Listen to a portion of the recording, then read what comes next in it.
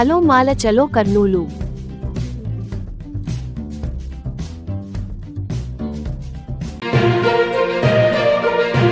నిరుద్యోగులు కూడా రోడ్డు ఎక్కారు. 9 నెలల్లో ఒక్క ఉద్యోగం కూడా ఇవ్వలేదు. నిరుద్యోగ భృతి ఇస్తా అని మోసం చేశారు.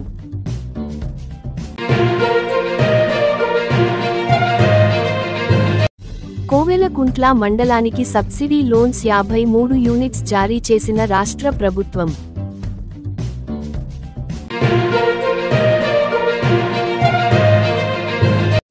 వక్ఫ్ సవరణ బిల్లుకు వ్యతిరేకంగా దద్దరిల్లిన నంద్యాల.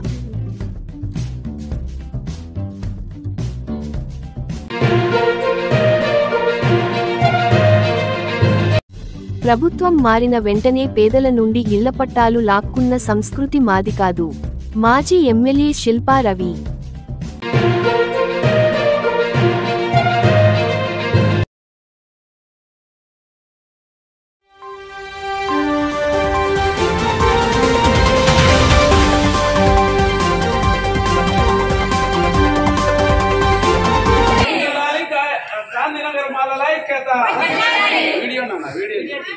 వర్ధిల్లాలి గాంధీనగర్ మాలల ఐక్యత, వర్ధిల్లాలి గాంధీనగర్ మాలల ఐక్యత, వర్ధిల్లాలి గాంధీనగర్ మాలల ఐక్యత.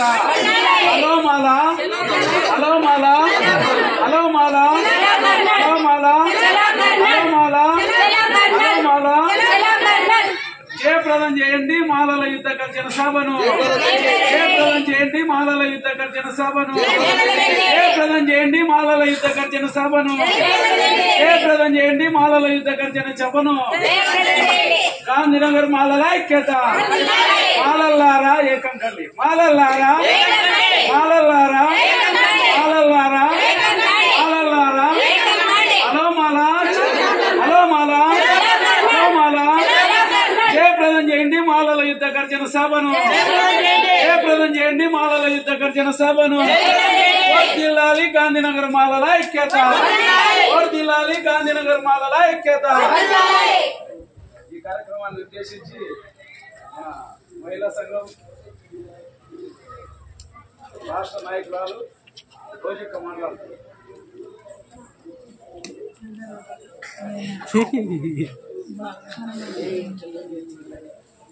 అందరికీ దేవి గాంధీనగర్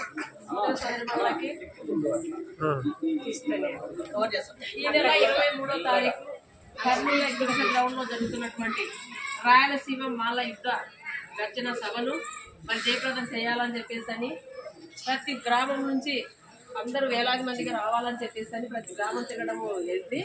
ఆ భాగంలోనే ఇక్కడ గాంధీనగర్ లో కూడా ఈ సభ ఏర్పాటు చేయాలని చెప్పేసి మిమ్మల్ని కూడా పిలవడానికి వచ్చినాము. మరి ఎందుకు ఈ సభ ఏర్పాటు చేశారంటే మనకు ఒక ఎస్సీ వర్గీకరణ అనేది మన ముందు కృష్ణ మాదిగ అనేది ఎస్సీ వర్గీకరణ తీసుకొచ్చి పెట్టారు. ఆ వర్గీకరణ జరిగితే మన పిల్లలు చదువుకున్నా కూడా ఉద్యోగాలు అనేది రాకుండా. ఎందుకు రావంటే ఎస్సీ వర్గీకరణ చేయడము దాని తెలంగాణ చేశారు. 9% వాళ్ళకి 6% మనకి ఇచ్చినారు అనమాట. అంటే ఇప్పుడు మాదిగల పిల్లలు 40 మార్కులు వచ్చినా కూడా వాళ్ళకి ఉద్యోగం వస్తుంది. మన పిల్లలకు 75% వచ్చిన మార్కులు వచ్చినా కూడా వాళ్ళ పిల్లలు ఉద్యోగం రావాలి. అందువల్ల ఏమవుతుందంటే ఈ ఎస్సీ వర్గీకరణ అంబేద్కర్ గారు ఇచ్చినటువంటి రాజ్యాంగంలో ఉన్నటువంటి 15% అక్కడ అంబేద్కర్ గారు సమానంగా అందరూ పంచుకొని ఎవరు చదువుకుంటే వాళ్ళకి ఉద్యోగం రావాలన్న ఉద్దేశంతో మనకు 15% ఇచ్చిండు. ఇప్పుడు మందకృష్ణ మాదిగ బీజేపీతో చేతులు కలుపుకొని ఇక్కడ ఉన్నటువంటి చంద్రబాబు నాయుడుతో చేతులు కలిపి మాకు ఎస్సీ వర్గీకరణ దీన్ని తీర్చండి, మా మొత్తం తీసుకెళ్లిపోతున్నారు, వాళ్ళే ఉద్యోగాలు అనుభవిస్తున్నారు, మా సొమ్ములన్నీ వాళ్ళే తింటున్నారు, మా పథకాలన్నీ కూడా వాళ్ళే తింటున్నారు అన్న ఉద్దేశంతో మరి మందకృష్ణ మాదిగ బీజేపీ ఆ యొక్క మోడీని కాళ్ళు పట్టుకొని ఏడిసి హైదరాబాద్ లో సభ ఏర్పాటు చేసి వర్గీకరణ చేయమని చెప్పడం అడిగింది. వాళ్ళు కూడా ఆమోదించారు. ఆ ఉద్దేశంతో ఇప్పుడు మరి తెలంగాణలో చేశారు. అంటే ఇక ఏర్పాటు అనేది 9% వాళ్లకు 6% మనకు అనేది. ఇప్పుడు మరి ఏపీలో మనకు కూడా చేయబోయే అవకాశం చంద్రబాబు నాయుడు కూడా హామీ ఇచ్చాడు. కాబట్టి మరి ఈ వర్గీకరణ జరిగితే మన పిల్లలు ఎంతో కష్టపడి మరి ఇళ్లలో పాయస పనిపోయో కూలి పనిపోయో ఎన్నో తినగనక మన పిల్లలు చదివించుకుంటున్నాము. మరి చదివించుకొని మరి ఈ రోజు మనం నోర్లు విప్పి మాకు కూడా 15% ఖచ్చితంగా ఉండాలా వర్గీకరణ వద్దని చెప్పకపోతే మరి మన పిల్లలు ఇంత కష్టపడి చదివించుకున్నాం మరి మళ్ళా పనులకు పంపించుకొచ్చిన సమయం అయితే ఖచ్చితంగా వచ్చింది. కాబట్టి ప్రతి ఒక్కరు కూడా ఎవరు కూడా ఇది ప్రతి ఇంటి సమస్య, ఒకరింటి మా ఇంటిది కాదు ఎవరి కాదు, ప్రతి ఒక్క మాల కుటుంబంలో ఉంటే ప్రతి ఒక్కరికి కూడా ఇది అవసరం. కాబట్టి ప్రతి ఒక్కరు కూడా ఆడ మొగలు తేడా లేకుండా అందరూ 23వ తారీఖు మరి కర్నూలు రావాలని చెప్పేసి అని ఈ సభలు జయప్రదం చేయకపోతే మనం ఎన్ని నష్టాలు కోల్పోతామో, మనం ఎన్ని నష్టాలు అయితే మనకు అందరికీ తెలిసి గతంలో మన బతుకులు ఎలా ఉన్నాయంటే ఊరికి చివర ఉండే వాళ్ళము చనిపోయినటువంటి మాంసం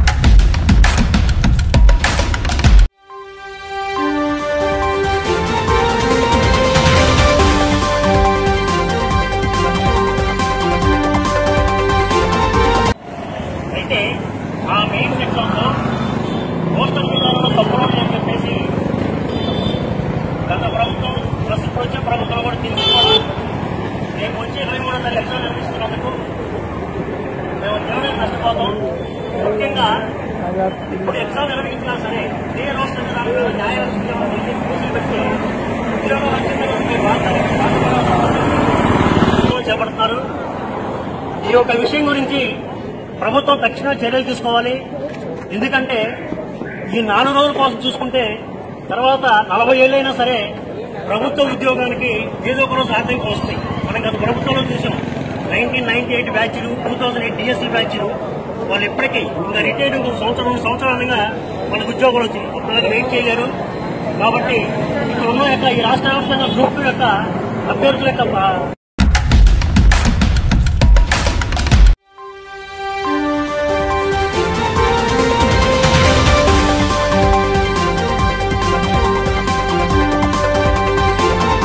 వక్ఫ్ సవరణ బిల్లుకు వ్యతిరేకంగా ఎస్డిపిఐ ఆధ్వర్యంలో నంద్యాలలో భారీ బహిరంగ సభ. వక్ఫ్ సవరణ బిల్లుకు వ్యతిరేకంగా దద్దరిల్లిన నంద్యాల. వక్ఫ్ బిల్లును టీడీపీ మరియు జేడీయూ ప్రభుత్వం వ్యతిరేకించాలని ధ్వజమెత్తిన ముస్లిం సమాజం. ఈ కార్యక్రమంలో ముఖ్య అతిథిగా పాల్గొన్న ఎస్డిపిఐ పార్టీ జాతీయ ఉపాధ్యక్షులు మహమ్మద్ షఫీ సాబ్ గారు మాట్లాడుతూ ఈ బిల్లును వక్ఫ్ బోర్డుల స్వయం ప్రతిపత్తిని ప్రమాదంలో పెట్టి ముస్లిం సమాజం తమ ధార్మిక ఆస్తులపై స్వాధీనం కోల్పోవడం మరియు వక్ఫ్ ఆస్తుల నిర్వహణలో ఇతరుల జోక్యం చేసుకోవడంలో ఈ బిల్లుకు మార్గం చూపుతుందని హెచ్చరించారు. ఎస్డిపిఐ జాతీయ committee member professor Syeda Sadia గారు మాట్లాడుతూ ఈ బిల్లు వక్ఫ్ ఆస్తుల నిర్వహణకు స్థానిక వక్ఫ్ బోర్డుల ప్రభావవంతమైన వ్యవహారాన్ని తగ్గిస్తుందని పేర్కొన్నారు. వక్ఫ్ సవరణ బిల్లు వక్ఫ్ ఆస్తుల స్వతంత్రాన్ని మరియు ముస్లిం సమాజం హక్కులను ఈ బిల్లు నాశనం చేస్తుందని, ఈ బిల్లు పార్లమెంట్లో ప్రవేశపెట్టడాన్ని భారతదేశ ముస్లిం సమాజం ఏమాత్రం సహించబోదని, ప్రజల హక్కులను కాలరాసే ఎటువంటి వల్ల చట్టాలు వచ్చినా కూడా ఎస్డిపిఐ పార్టీ వ్యతిరేకిస్తుందని, ఈ బిల్లును తిరస్కరించేంత వరకు మా పోరాటాలు, మా నిరసనలు తెలుపుతామని బీజేపీ ప్రభుత్వానికి హెచ్చరించారు. ఈ కార్యక్రమంలో పెద్ద ఎత్తున పాల్గొన్న ప్రజలు, సెక్యులర్ వాదులు, ఉలమాలు, మహిళలు, ప్రముఖులు, సమానత్వం కోరుకునే శాంతియుతవాదులు ఈ కార్యక్రమంలో పాల్గొని వక్ఫ్ బిల్లులకు వ్యతిరేకంగా వారి గళాన్ని ఎత్తారు.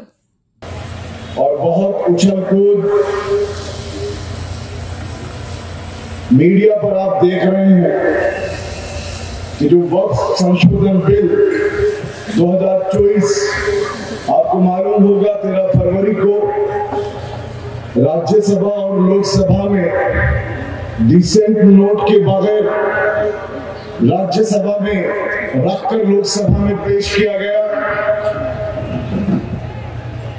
जिसको आप एक रिजल्ट के रूप में आने वाले 10 मार्च को फिर अलग एक हालात में आपके सामने आने वाला है। वक्फ क्या है आप सभी जानते हैं, लेकिन फिर भी याद दहानी के लिए आपसे औकाफ के बारे में बात करूंगा, क्योंकि इंसान जब उस से बना है उसके माने भूलने वाला होता है, और मुसलमान बहुत ही दरगुजर और भूल से काम ले रहा है। इसलिए मैं याद दिलाते हुए उनके जहनों में और दिलों में इस बात को उतारते हुए कि आपके औकात के लिए जनाब चंद्रबाबू नायडू साहब, आपके इंटेलिजेंस, आपके स्पेशल ब्रांच के पुलिस यहाँ पर मौजूद होंगे। मैं उनसे गुजारिश करता हूँ आप प्लीज मेरी बात सीएम साहब तक पहुँचा दें।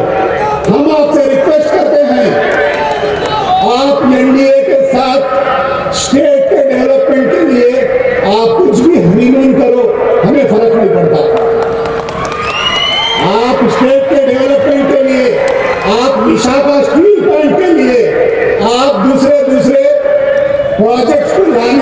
तर्ज से अगर वाकई डेवलपमेंट आप दोनों का मिलन से हो रहा है तो आप दोनों के जायज नाजायज मिलन से हमें कोई परवाह नहीं। हमें परवाह है तो सिर्फ और सिर्फ हमें वक्त अमेंडमेंट बिल का सपोर्ट आप वापस लेना है। बोलो भाइयों, चंद्रबाबू नायडू से गुजारिश है, आप ये बिल को सपोर्ट नहीं करना है। कितने लोग मेरी बात को सपोर्ट करते हैं, हाथ उठाइए।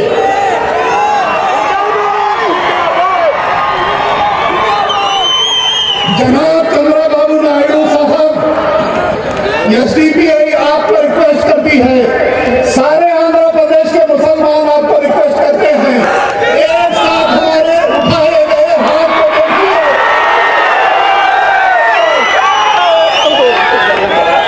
आपसे अदबन गुजारिश है कि आप इस बिल को वापस ले लें।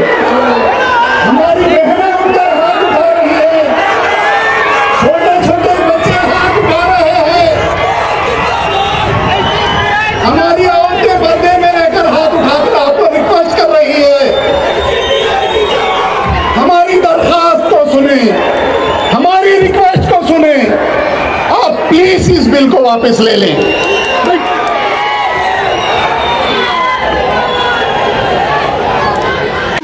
और उसके बाद हमारी बेटी पहले मेरे सामने बैठा हुआ नंदलाल का ये मसला, आंध्र प्रदेश की ये जनता, ये है हिंदुस्तान। और मेरे अजीज बहनों,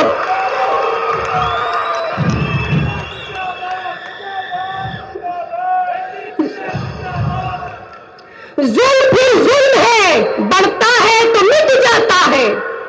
खून फिर खून है, टपकेगा तो जम जाएगा। तुमने जिस खून को मख्तल में दबाना चाहा, तुमने जिस खून को मख्तल में दबाना चाहा, आज वो कूचा बाजार में आ निकला है। वतन से उल्फत है जुर्म अपना, ये जुर्म ता जिंदगी करेंगे। वतन से उल्फत है जुर्म अपना, ये जुर्म ता जिंदगी करेंगे। है किसकी गर्दन पे खून नाहक, ये फैसला लोग करेंगे। हमारी आजादियों के दुश्मन, हमारी आजादियों के दुश्मन हमारी क्या रहबरी करेंगे? हमारी आजादियों के दुश्मन हमारी क्या रहबरी करेंगे? न खौफ जिंदा न दार का गम। ये बहुत बड़ी साजिश है, इसको समझने की कोशिश कीजिए। आपको तरह तरह से इन्होंने आजमाया है। इन्होंने आपको आजमाना शुरू किया CNRC के वक्त से।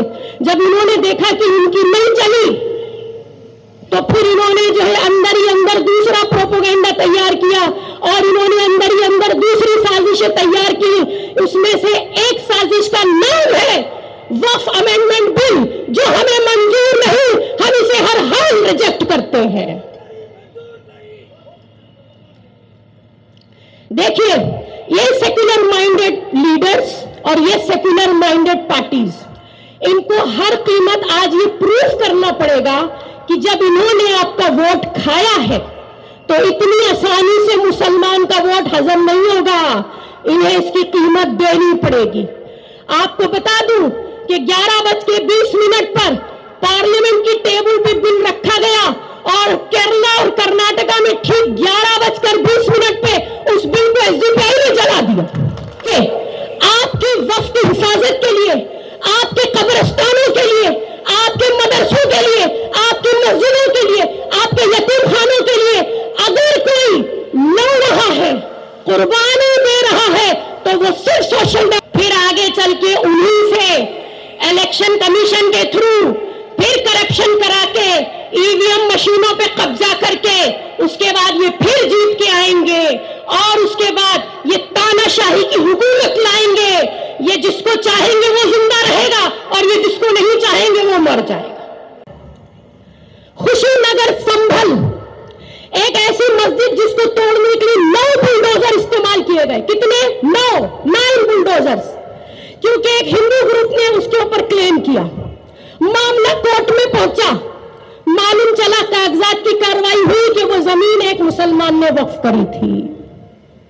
लेकिन अब क्या हो, जब चिड़िया चुग गई थे, मस्जिद तो जमींदोज हो गई। यही है वो पॉइंट जिसके लिए हम आपके सामने कुर्बानियों के साथ ये बड़ा प्लेटफॉर्म और ये स्टेज सजाकर बैठे हैं। हम आपको जगाने का काम कर रहे हैं। बखुदा अल्लाह देख रहा है और हमारे फरिश्ते नोट कर रहे हैं कि हम अपना कितना हक अदा कर रहे हैं। हमारा काम है वेलफेयर स्टेट। हमारी पॉलिटिक्स नॉट फॉर कॉज, हमारी पॉलिटिक्स नॉट फॉर कैरियर। हम किसी अपने कैरियर को बनाने के लिए सियासत नहीं करते, हम एक मकसद के लिए सियासत करते हैं। हमें इस मुल्क को भूख से, खौफ से आजादी दिलानी है, क्योंकि हर मजलूम हमारा। मैं आपको ये बताऊं कि अगर आप अभी यूपी चले जाए, मथुरा चले जाए, तो न जाने कितनी वक्फ की जमीनें हैं जो गैर मुसलमानों को भी दी गई है। उन पे गैर मुसलमानों के पूजा घर भी बने हुए हैं। बल्कि मैं तो कहूंगी मोदी जी के अपने सबसे करीबी दोस्त अंबानी खुद अपना महल वक्फ की जमीन पर बना के बैठे हैं। 20% लोग 70% हिंदुस्तान की रोटी खाते हैं और 70% हिंदुस्तान का सिटीजन 20% रोटी के लिए मरता है, लड़ता है और उसको नोचता है और खसोटता है। ये कौन सा इंसाफ है? याद रखिएगा, ना इंसाफी के खिलाफ आवाज उठाने वाले ही लोग होते हैं जिन्हें हिस्ट्री में और आने वाली नस्लें याद करेंगी। डिस्कस करते हैं हिंदू एंडाउमेंट एक्ट, जो कि कॉन्स्टिट्यूशन में है, जो प्रोटेक्ट करता है आपके अपने जितने भी टेम्पल्स हैं, आपके जितने भी मंदिर है, आपके जो पूजा करने के तरीके, जो सब कुछ है, वो प्रोटेक्ट करता है।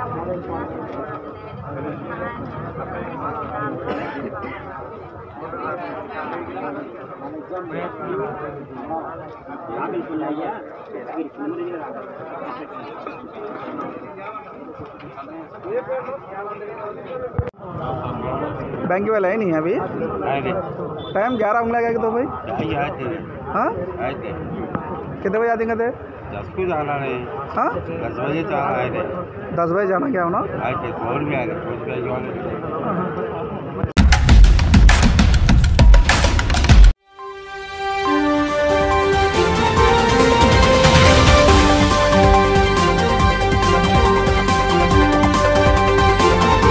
ప్రభుత్వం మారిన వెంటనే పేదల నుండి ఇళ్ల పట్టాలు లాక్కున్న సంస్కృతి మాది కాదు.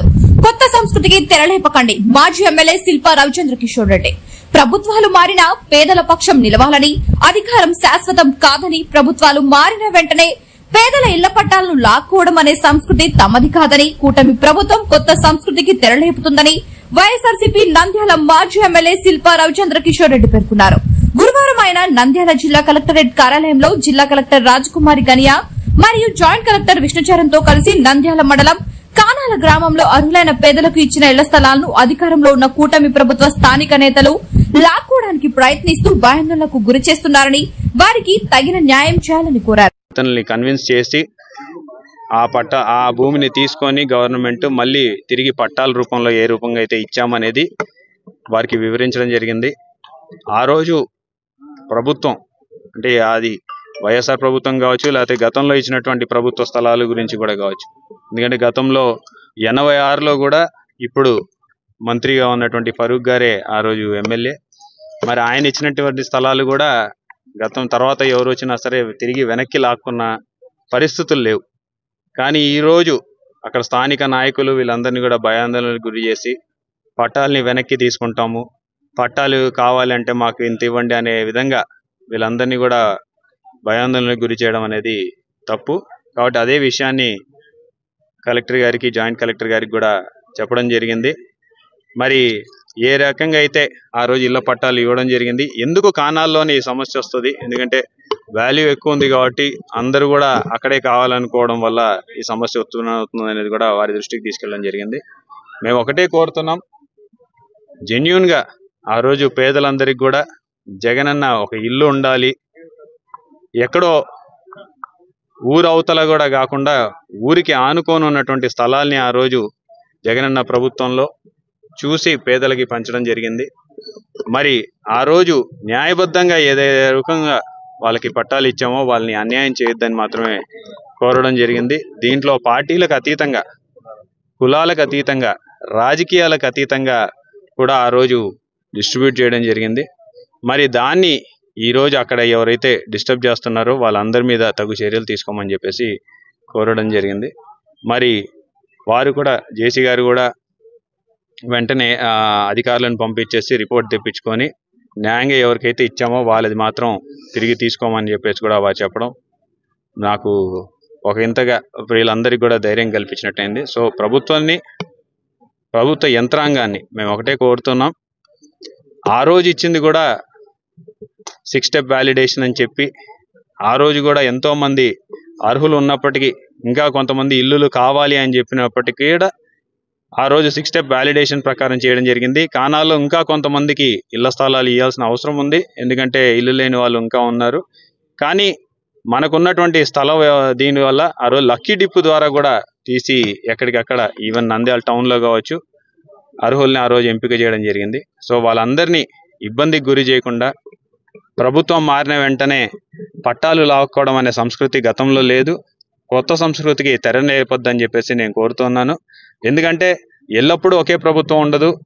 మళ్ళీ ఇప్పుడు కానీ ఆ చర్యలకి ప్రారంభం ఎవరైనా చేసినా సరే భవిష్యత్తులో మళ్ళీ ప్రభుత్వం మారిన రోజు తిరిగి ఇదే చర్యలు వాళ్ళు కూడా పాల్పడాల్సి వస్తుంది. కాబట్టి ఆ రోజు ఎవరు అధికారంలో ఉంటే మళ్ళీ ఇవే చర్యలకి పాల్పడే విధంగా దయచేసి చేయొద్దని చెప్పేసి మేము కోరుకుంటున్నాం.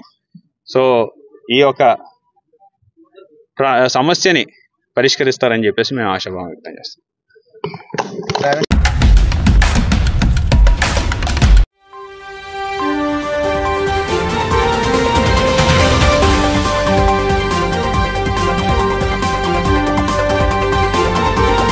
ప్రపంచానికి ఎంతో తోడ్పాటునిస్తున్నాయని భావించి సంఘంలో సభ్యులుగా నంద్యాల జిల్లాలో ఉన్న జలవనరుల శాఖలోని తెలుగు గంగా ప్రాజెక్టు సర్కిల్ నందు పనిచేస్తున్న ఉద్యోగులు శ్రీ కోటేశ్వరరావు ఆధ్వర్యంలో మురళీకృష్ణారెడ్డి, శ్రీమతి నిర్మల, మస్తాన్ ఖాన్, పీటీ కృష్ణ, ప్రభాకర్, రాంబాబు, జయలక్ష్మి, సుధాకర్, శ్రీనివాసులు, పోతులూరయ్య, మధుకర్, సత్యనారాయణ మొదలగు వారు స్థానిక జిల్లా కార్యాలయంలో చేరి సభ్యత్వం తీసుకోవడం జరిగింది.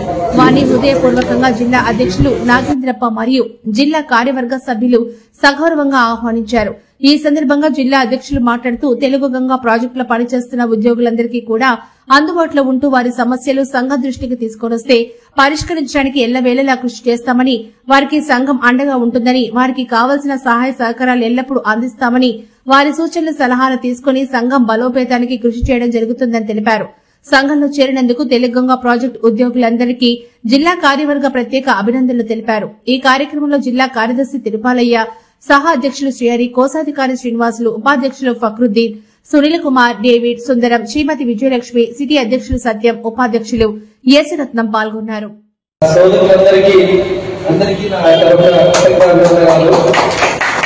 మొట్టమొదటిగా చెప్పాలంటే దాదాపు 4 సంవత్సరాల క్రితం కేపీజీలో చేరడానికి నాకు అవకాశం వచ్చింది. కానీ ఆ రోజు కొన్ని కారణాల వల్ల నేను అందులో చేరలేకపోయాను. చేరడం ఆలస్యం అవుతుంది కానీ ఖచ్చితంగా చేరడం అయితే ఈ రోజుకి అది సానుకూలమైంది. నేను ఇలా చేరాలి అనుకున్నప్పుడు నాకు ఒకటే అనిపించింది, నాతో పాటు నేను ఉద్యోగంలో చేరినప్పటి నుంచి నాకు సోదరులాగా నాకు అన్ని విధాలుగా అండదండలుగా ఉన్న మస్తాన్ అన్న, కృష్ణన్న వీళ్ళు ఉంటే నాకు చాలా బాగుంటుంది నాకు ఫస్ట్ మనసులో అనిపించింది. అనిపించిన వెంటనే వాళ్ళకి చెప్పాను, అన్న ఇది అనిపిస్తుంది అని చెప్తే వాళ్ళు సంతోషంగా ఒప్పుకున్నారు. ఆ తర్వాత మురళీకృష్ణ సార్, తర్వాత ఇక్కడ ఉన్న సీనియర్ మధు సత్యం, పోతులయ్య, సుధాకర్, ప్రతి ఒక్కరికి నేను చెప్పడం జరిగింది. అలాగే జయలక్ష్మి, అందరికీ నేను చెప్తే వాళ్ళు సంతోషంగా ఒప్పుకున్నారు. అది ఎందుకంటే కేవలం నా మీద ఉన్న అభిమానంతోనే ఉండొచ్చు, నా మీద ఉన్న అభిమానంతో కూడా వాళ్ళు ఇక్కడికి రావడం నాకు చాలా సంతోషం. మొట్టమొదటిగా మాకు నిర్మల మేడం రావడం కూడా ఇంకా సంతోషం. మానవుడు సహజంగానే సంఘజీవి. ప్రతి ఒక్కరూ ఎక్కడో ఐసోలేటెడ్ గా బతకకుండా అందరూ కలిసి ఉండాలి. ఏ సమస్య వచ్చినా దాన్ని సంఘటితంగానే ఎదుర్కోగలగాలి. ఒక మనిషి ఒక సమస్యను ఎదుర్కొనేదానికి 10 మంది లేదా 100 మంది ఆ సమస్యను ఎదుర్కోవడానికి చాలా తేడా ఉంటుంది. రేపు పొద్దున మనలో ఎవరికొకరికి ఒక చిన్న సమస్య రావచ్చు, కానీ ఆ సమస్యను మనం ఎదుర్కోవాలంటే మన శక్తి ఒక్కరి శక్తి సరిపోయినప్పుడు మనకు అండగా సంఘం ఉంటుంది. అంటే లేదంటే మీరే ప్రెసిడెంట్గా నేను సర్టిఫికేట్ ఇచ్చింది మీకు, మీరు ఫార్వర్డ్ కావడం ముందుకు వెళ్ళిపోండి. ఆ ఉద్దేశం మేము ఉండపలే, మాకు ఆఫీస్ కూడా లేదు, ఏం లేదు, ఆఫీస్ బ్యాలెన్స్ కూడా లేదు. కేవలం మన ఇరిగేషన్ డిపార్ట్మెంట్ నుంచి మల్లికార్జున స్వామి ఇద్దరు కేటీ వాళ్ళు అర్థం సార్, కేవలం ఒక 5-6 మందితో మేము ఇదే ఇట్లానే మైక్ పెట్టుకుని మాది ఏపీ తాలూకా మాకు రికగ్నేషన్ వచ్చింది ఈ విధంగా అని చెప్పి మేము అనౌన్స్ చేయడము. ఆ రోజు నుంచి ఈ రోజు వరకు ఎక్కడ కూడా ప్రపంచం లేకుండా ఈ సంఘాన్ని పెట్టుకుని వస్తూ ఉన్నాము. మా సంఘానికి తెలుసు, వాళ్ళ సెంటర్లో పెద్ద బిల్డింగ్ ఉంది, ఒకటి 2 రెండుకి ఇచ్చినట్టున్నారు. అటువంటి కూడా మనకు సౌలభ్యం లేదు. మరి అటువంటి 2019 నుంచి తాలూకా ప్రెసిడెంట్గా ఉంటూ ఇంకా బైఫర్కేషన్ నంద్యాల జిల్లా తర్వాత అతను పాత స్థానే కంటిన్యూ అయినాడు. అంటే మేము పెట్టా ఏదో అతను పనిచేస్తున్నాడు తెలుపుతున్నాడు అనే మీరందరూ ఈరోజు మా సంఘంలో కూడా చాలా సంతోషంగా ఉంది. మరి ముఖ్యంగా ఈరోజు ఈ సమావేశానికి చేయబడి మా కార్యదర్శి గారు, జిల్లా కార్యదర్శి గారు సుబ్బారాయ గారికి, సహాధ్యక్షుడు గారికి, మా కోశాధికారి శ్రీనివాసు గారికి, సిటీ ప్రెసిడెంట్ సత్యం గారికి, మా జిల్లా ఉపాధ్యక్షుడు పక్రుల్ గారికి, సునీల్, అదేవిధంగా సిటీ ఉపాధ్యక్షుడు మా యేసులతం గారికి, ముఖ్యంగా ఇక్కడ వదిలిండి మీ అందరికీ కూడా నా యొక్క పూర్వక ధన్యవాదాలు తెలుసుకుంటాను సార్. మరి మేము 2019లో అందుకన్నా ముందు నేను ఇంట్రడ్యూస్ చేసుకోవాలి. నా పేరు నాయకరప్ప, సీనియర్ అసిస్టెంట్గా ఎస్ఆర్ఎస్లో పనిచేస్తుంది సార్. మా నాన్నగారు హాస్పిటల్లో పనిచేస్తూ చెప్పారు 97. లేకపోతే నాకు కంపైనడ్ అపాయింట్మెంట్ నాకు జాబ్ ఇచ్చారు. కాకపోతే ఆ రోజు నేను ఇంటర్వ్యూ కానీ వేకెన్సీ లేని కారణంగా నాకు అటెండర్ ఇచ్చారు. 2 years అటెండర్ చేసి తర్వాత టైప్ పెట్టాను. టైప్ పెట్టి సీనియర్ అసిస్టెంట్గా ఆల్మోస్ట్ ఇప్పుడు 6 years అయిపోయింది సార్. టోటల్గా నేను ఎస్టాబ్లిష్మెంట్ చేశాను ఒక 2 years ఒక 2 years బ్రేక్లో మొత్తం ఎస్టాబ్లిష్మెంట్ కాకపోతే అంటే ఈజీగా నా పేరులో ఎక్కడ కూడా.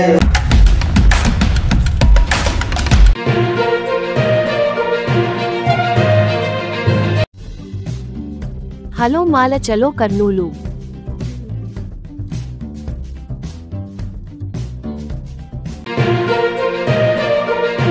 నిరుద్యోగులు కూడా రోడ్డు ఎక్కారు. 9 నెలల్లో ఒక్క ఉద్యోగం కూడా ఇవ్వలేదు. నిరుద్యోగ భృతి ఇస్తా అని మోసం చేశారు.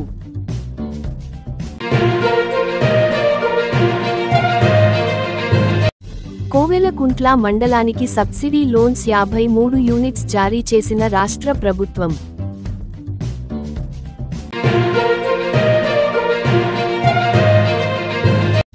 వక్ఫ్ సవరణ బిల్లుకు వ్యతిరేకంగా దద్దరిల్లిన నంద్యాల.